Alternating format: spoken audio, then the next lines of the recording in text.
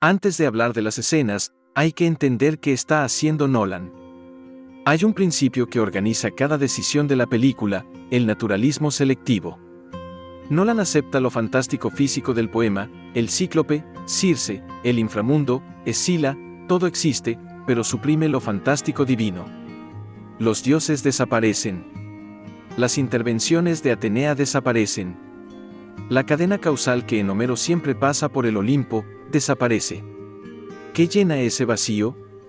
La psicología. La voluntad individual. El trauma. En Homero, Odiseo sufre porque Poseidón está furioso con él. En Nolan, sufre porque tomó decisiones difíciles y no puede olvidarlas. Las dos son premisas narrativas válidas. Pero son radicalmente distintas, y entender eso es entender por qué la película acierta y falla siempre por la misma razón. El elenco ya es una declaración de intenciones. Matt Damon es Odiseo, sobrevive no por gloria sino por terquedad calculada.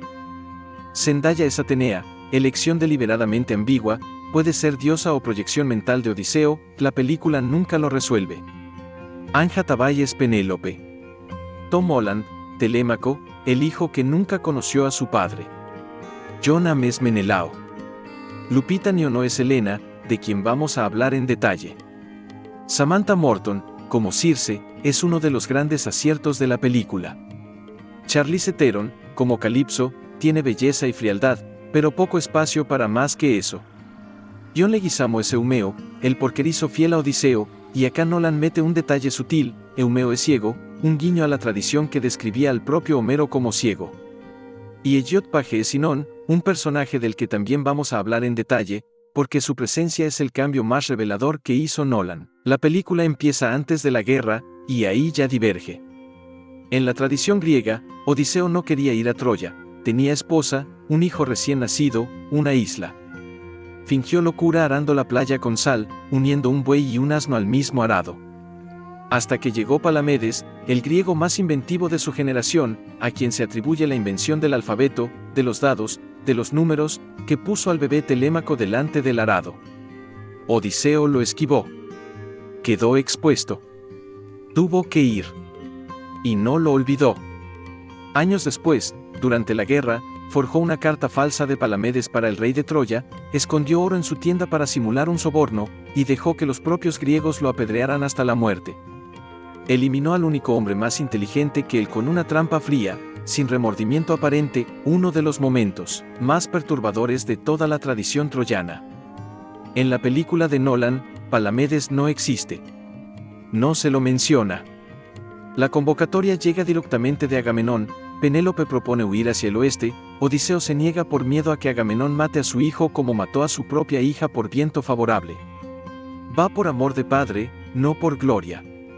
Es una motivación más simpática. Más moderna. Pero con Palamedes desaparece el lado más oscuro de Odiseo, la frialdad calculadora, la venganza paciente, el hombre que no perdona y no olvida. Y esa ausencia es, probablemente, la elección más reveladora de toda la película. Lo que hace fascinante a Odiseo en Homero es exactamente la contradicción, es a la vez el hombre más inteligente y el más cruel, el más humano y el más desconcertante. La crueldad sin remordimiento no es un defecto narrativo, es el núcleo del personaje. Sacar a Palamedes es blanquear a Odiseo, convertirlo en un héroe que se admira sin incomodidad.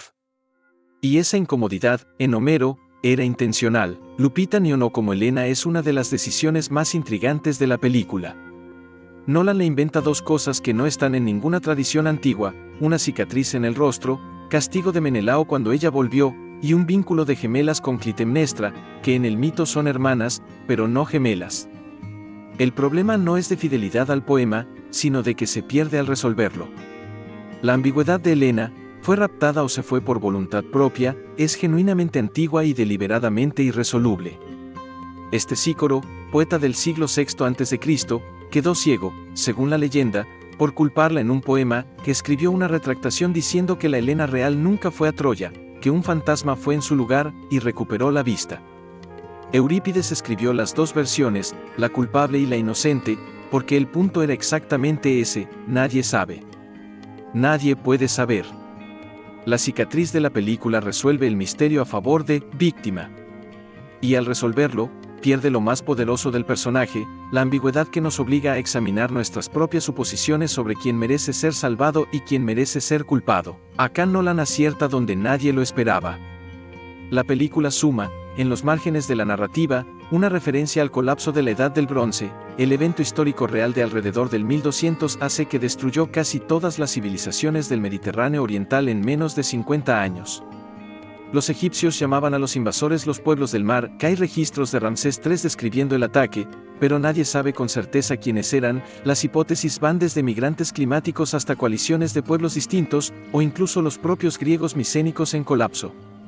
En la película aparecen hombres que vienen del mar, y la sensación de que el mundo desaparece mientras la guerra ocurre. Eso conecta con algo que Homero capta sin nombrarlo: la Odisea es un poema de fin de era.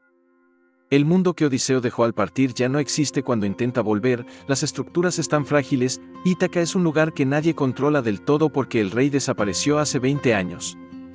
No está en Homero, pero es arqueológicamente honesto y narrativamente inteligente, una de las mejores adiciones de la película. La escena del cíclope es visualmente impresionante, con efectos prácticos y una lógica bien entendida. La roca bloquea la salida, así que necesitan al cíclope vivo.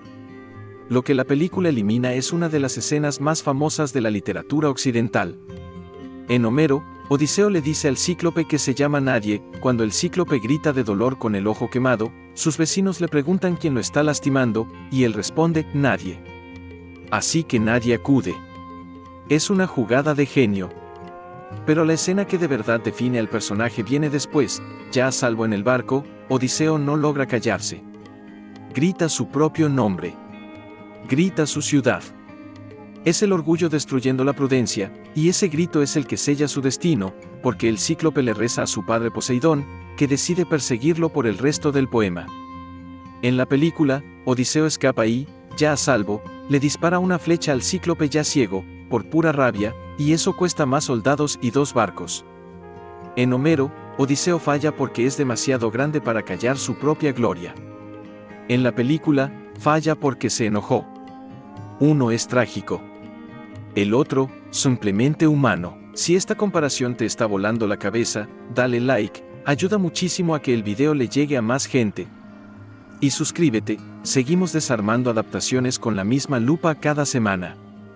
¿Cuál de estos cambios te sorprendió más hasta ahora? Cuéntame en los comentarios. Samantha Morton como Circe es la mejor actuación individual de la película, y también donde Nolan inventa con más libertad.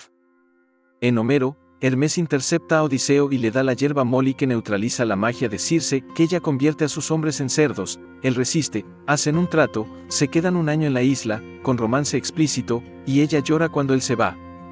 En la película no hay yerba Molly, ni Hermes, ni Euríloco.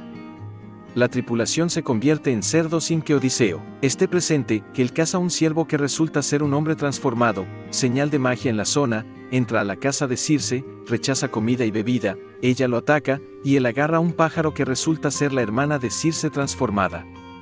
Eso no está en Homero, es invención pura de la película. Esa hermana pájaro es la ventaja que Odiseo usa para negociar. Ella transforma a los hombres de vuelta y parten enseguida, sin el año en la isla, sin el romance, sin Euríloco. Nolan simplifica a una figura mitológica compleja, con motivaciones e historia propias, a un obstáculo que hay que superar. Morton entrega más de lo que el guión le pide. Charlize Theron como Calipso cumple una función poco habitual, es la narradora de los flashbacks. En Homero, Odiseo les cuenta sus aventuras a los feacios, el pueblo que finalmente lo lleva de vuelta a Ítaca. En la película, los feacios desaparecen y le cuenta todo a Calipso, la mujer que lo retiene se vuelve la mujer a la que le cuenta quién es. Y Nolan agrega algo que no está en el poema: las flores de loto. En la Odisea, los lotófagos son un episodio aparte, al comienzo del viaje. Acá, Calipso usa las flores para que Odiseo olvide Ítaca, él se vuelve adicto, ella se las retira de a poco, los recuerdos vuelven. Es una de las transposiciones más creativas de la película, el olvido como droga, la nostalgia como síndrome de abstinencia. Lo que desaparece, Hermes trayendo la orden de Zeus, la intervención divina que en Homero permite la liberación. Sin Hermes, Calipso simplemente lo deja ir. El cosmos no participa, el hombre se libera por su propia memoria. La secuencia del Hades es de las más impresionantes visualmente, la playa de piedras negras, los muertos brotando de la tierra como si siempre hubieran estado ahí abajo. Pero quien aparece ahí es más revelador que la estética. Antes del estreno circuló la idea de que Elliot Page interpretaba a Aquiles. No es cierto, interpreta a Sinón, un personaje que no es de la Odisea ni de la Ilíada, sino de la Eneida de Virgilio, el griego que se quedó atrás voluntariamente para convencer a los troyanos de aceptar el caballo de madera. En la película, Sinón era un soldado común cuya familia fue reemplazada por Antíoco, murió por esa mentira, y en el Hades confronta a Odiseo: me mentiste. Yo habría muerto por ti, pero no me contaste sobre el caballo. Me enteré por los otros muertos. Compara eso con Homero. Ahí, a quien Odiseo encuentra en el Hades es a Aquiles, el guerrero más grande de la guerra de Troya, y Aquiles no lo acusa de nada. Hace una reflexión filosófica sobre el sentido del heroísmo: prefiero ser esclavo de un campesino vivo que rey de todos los muertos. Una escena es abstracta, filosófica, universal. La otra es personal, acusatoria, individual. Es el patrón de toda la película. Donde Homero pone el cosmos, Nolan pone al individuo. En Homero, la Odisea arranca con una asamblea de los dioses en el Olimpo, y de ahí sale la decisión de liberar a Odiseo. Poseidón lo persigue porque el cíclope es su hijo, Atenea lo protege porque comparten el gusto por la astucia y el engaño elegante. Cada evento del poema tiene una cadena causal que pasa por el Olimpo. En la película esa cadena desaparece por completo: la asamblea, cortada, Hermes con la yerba Molly, cortado, Hermes en la isla de Calipso con la orden de Zeus, cortado, Atenea ayudando en el combate final contra los pretendientes, cortado. Solo queda Zendaya, con una presencia deliberadamente ambigua, diosa o alucinación de un Odiseo con estrés postraumático. Sin esa cosmología, lo que queda es un hombre que sufre por decisiones difíciles. Es moderno. Es psicológicamente válido. Pero no es Homero. Y la diferencia importa. La escena de Argos, el perro de Odiseo, es de las más efectivas emocionalmente de la película, y de las que más se alejan del poema en algo que parece chico, pero no lo es. En Homero, Odiseo vuelve a Ítaca disfrazado de mendigo después de 20 años. Argos, viejo, abandonado y lleno de pulgas, lo reconoce, mueve la cola, levanta la oreja. Y Odiseo tiene que ignorarlo por completo, no puede agacharse, no puede cambiar la mirada, porque cualquier gesto lo delataría. Tiene que girar la cara, contener las lágrimas, seguir caminando. Argos muere mientras él entra al palacio sin mirar atrás. La escena funciona precisamente porque Odiseo no puede reaccionar, la máscara que usa para sobrevivir cuesta algo real. En la película, Odiseo interactúa con el perro, juega con él, y Telémaco entiende por esa interacción que el mendigo es su padre. Es una escena linda y funciona en el cine. Pero pierde la tensión central que Homero puso ahí: Odiseo es la máscara, y la máscara tiene un precio. Llegamos al cambio más importante de la película, el que revela lo que Nolan realmente quiso decir. En Homero, la Odisea termina con Odiseo en casa. No es un final simple: hay batalla contra las familias de los pretendientes muertos, hay reencuentro con el padre Laertes, hay una profecía de un último viaje con un remo al hombro hasta que alguien lo confunda con un remo de barco, pero el arco del poema está completo: partió, sufrió, volvió. El nostos, la palabra griega para el retorno, es el valor que organiza todo el poema. La casa no era el punto de partida, era la recompensa. En el final de la película, Telémaco es coronado rey de Ítaca con las manos de Odiseo manchadas de la sangre de familias nobles que eliminó. Un rey no puede reinar así, y Odiseo y Penélope parten juntos en un barco hacia el poniente. Navegan hacia el oeste. Ahí la película abandona a Homero por completo y toma otras dos referencias: el Ulises del infierno de Dante, que convence a sus compañeros de cruzar las columnas de Hércules buscando virtud y conocimiento, y termina en un naufragio, y el Ulises del poema de Tennyson, el viejo rey que prefiere morir navegando antes que pudrirse en un trono. Son lecturas románticas y modernas, del siglo XIX y del siglo XIII, de un Odiseo que no pertenece a ningún lugar, cuya inquietud es la esencia del personaje. En Homero, Odiseo quiere volver a casa, la casa es el sentido, el viaje es el obstáculo. En Nolan, el viaje es el sentido, la casa era la prisión. Y ahí está la nota más elegante de la película: al principio, Penélope propone huir hacia el oeste y Odiseo se niega. Al final, navegan hacia el oeste juntos. Lo que ella quería desde el inicio, lo consiguen al final. Estructuralmente es un ciclo perfecto. Filosóficamente es lo contrario de Homero, 2800 años esperando una adaptación a su altura. Y llegó Christopher Nolan, el director de La memoria al revés, del ladrón de sueños, de la bomba atómica, del fin del mundo, y dijo, ahora le toca a la Odisea. El estreno fue ayer. La vimos.